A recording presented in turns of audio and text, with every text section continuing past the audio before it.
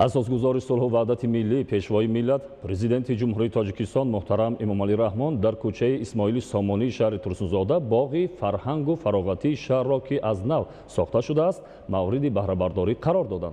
باغ فرهنگ و فراغتی در مرکز شهر ترسونزاده در مساحت عمومی 3.6 گکتار از جانب صاحبکاران تشبثکار شهر با طرح معاصر و عنصرهای شهرسازی ملی با نظرداشت طلبات زمان امروزه و صنعت بلند معماری بنیاد شده است. فرمایشگر انشاءات فرهنگی که با حسن شهر زیبایی خاصه ضم کرده است مقامات اجرایی حاکمیت دولتی شهر ترسونزاده می باشد.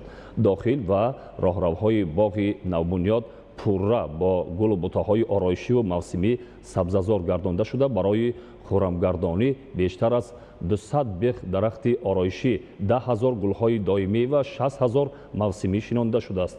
با مقصد تأمین سبزیش و نشء و نمای درختان و گل و بوته‌ها آبیاری گردیده است.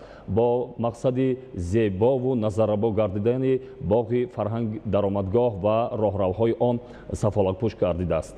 موافق نقشه اساسی در حدود باغ فواره و دیگر تجهیزات دلخوشکننده نصب گردیده است که از این پس ساکنان و مهمانان شهر ترسونزاده در این مکان استراحت می‌نمایند. در داخل باغ نو قصر شاهمات امفی‌تئاتر با 7 مغازه فروش ارمغان و هنرهای مردمی، شهرک افسانه الدین با جایگیر نمودن 12 اتراکسیون، هیکلچه‌های حیوانات، زیاده از 200 تجهیزات روشنی‌دهنده، نشستگاه‌ها، 2 میدانچه ورزشی با 200 جای نشست جایگیر کرده شده است.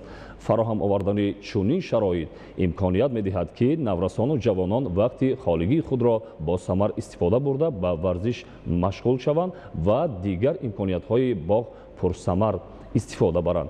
در داخل باغ فرهنگ و فراغتی شهر ترسونزاده امفی‌تئاتر نیز ساخته شده است. پس از بنیاد باغ فرهنگ و فراغتی در مرکز شهر ترسونزاده با جایگیر نمودن قصر شاهمات امفی‌تئاتر و دیگر انشاءات ورزشی و سالمگردانی و نصب اتراکسیون‌های نوی کودکانه ساکنان و مهمانان شهر امکان مساعد استراحت و فراغت را پیدا کردند.